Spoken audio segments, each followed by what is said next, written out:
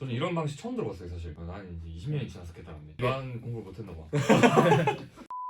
욕심은 반드시 필요한 것 같습니다. 두 분 욕심쟁이에요? 욕심 있죠. 욕심이 많다 이렇게 얘기하면 우리 사회에서 보통 부정적인 의미로 받아들이는 그쵸. 거죠. 뭔가 탐욕스럽고 뭔가 자기 것만 챙기고, 근데 공부에 있어서는 그 욕심이 무조건 필요하다. 공부에 있어서 욕심이 부정적인 의미가 아닌 이유는 내 스스로를 좀 채찍질하고 내 스스로가 힘들 수는 있지만 누군가에게는 해가 되지 않기 때문에. 뭐 지영 씨는 그러면 어느 정도까지 욕심 좀 부려봤어요? 더 공부 잘하는 친구한테 자존심 굽히고 가서 더 좀 알려달라든지 반대로 나쁜 짓을 한다든지. 나쁜 짓 많이 했을 것 같은데. 대중과고 치면 나오는 거 아니야? 페이스북에 막 일진설 이런 거 큰일 난다. 고등학교 때 제가 제일 고마워하는 친구가 있어요. 윤찬혁이라는 친구인데 실명이 나온다고? 실명이 나오면 안 되고 삐 해주잖아요.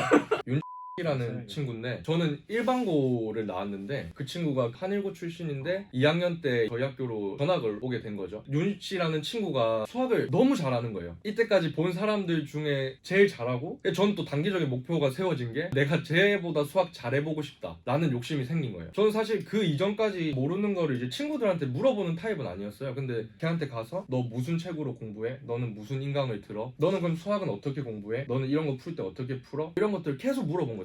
계속 물어보고 내가 할 수 있는 방법도 있지만 이 친구한테 이걸 다 흡수를 해야겠다, 그런 욕심을 가지고 한 학기 동안 얘만 따라다녔어요. 전 그 친구보다 더 성적이 높아졌어요? 그 친구보다 내신 성적은 높았고 모의고사 성적은 항상 낮았어요. 네. 결국에는 그쵸. 결국에는 근데 목표를 못 저는 이루셨네. 목표가 수시라 목표가 수시라 계속 아니요. 질문할 때마다 질문. 단기 목표를 계속 바꿔라. 루틴도 바꾸고. 그럼요. 네. 루틴도 그 친구 수학에 대한 루틴으로 내가 바꿔보고. 근데 주위 환경 참 중요하겠다. 누구랑 같이 공부하느냐 같이. 되게 얘기. 중요한 거죠. 윤신 씨는 뭐 하고 계셔? 그 친구는 치대를 가서 지금 치과 의사를 하고 있어요. 그 지금도 따라다니시는 거 아니죠? 양씨 어떻게 하냐고. 욕심하니까 또 생각난 건데, 과학고를 입학을 하고 나서 생각이 든 게 그 장기적인 목표였잖아요. 중학교 때 그걸 이루고 나니까 이제 이룰 게 없는 거예요. 목표가 갑자기 사라진 느낌? 성취감은 있는데. 그래서 사실 1학년 때 방황을 많이 했던 것 같아요. 한 학기가 지나서 성적을 확인을 하니까 대학을 가기가 어려운 성적이 나온 거예요. 과학고 입장에서. 주변 친구들한테 물어보니까 다들 같이 놀고 이렇게 잠을 안 잤는데 다들 이제 자기가 챙길 건 챙겼더라고요. 그래서 저만 약간 그런 게 없이 같이 놀았던 거죠. 근데 이제 성적을 듣고 나서 원래는 저도 질문을 진짜 잘 안 하는데 이 문제 어떻게 푸냐고 물어보고, 사실 그 당시에는 그런 게 되게 뭐 민망하고 부끄러울 수도 있는데 또 친구들도 잘 알려주고 하니까 자극도 받게 되고, 이 친구만큼의 성적은 또 나와야 되겠다. 그런 것들이 진짜 욕심이 사람이 없으면, 자기를 진단하지 않고 목표가 없으면 이렇게 뭔가 할 수 있는 힘이 없다고 생각이 듭니다. 전반적으로 다 어우러지는 거네요. 그런 아까 말했던 그치. 특징들이.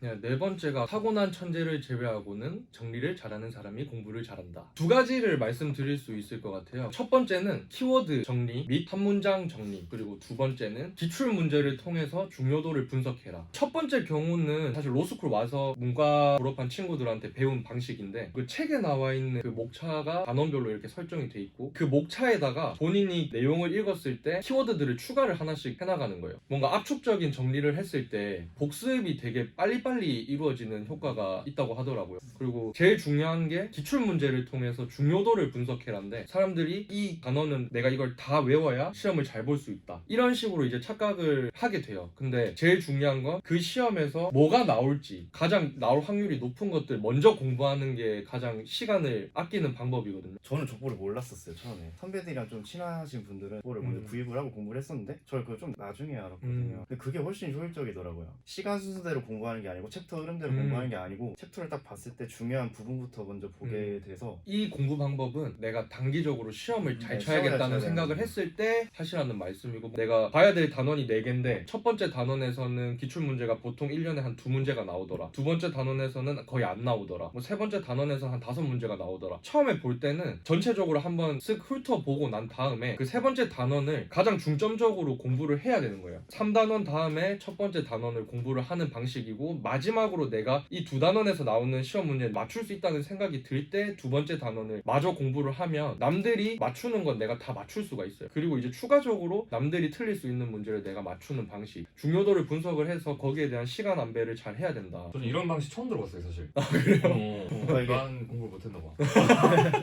되게 확률적으로 접근을 하는 거네요. 그쵸, 확률적으로. 그래서 저희 학교는 족보부터 구하는 그쵸. 습관의 기령이 되게 중요한 것 같아요. 그 교수님이 결국 출제자시기 때문에 그 교수님의 스타일을 미리 파악을 해서 어떻게 공부를 할지를 설정을 하고 그 과목을 공부를 하면 훨씬 성적을 더 잘 받는 것 같아요. 그래서 그렇구나. 나는 이제 20년이 지나서 깨달았네. 다섯 번째는 공부 시간을 확보한다. 바로 예습, 복습의 중요성. 바로 닫아주셔야죠.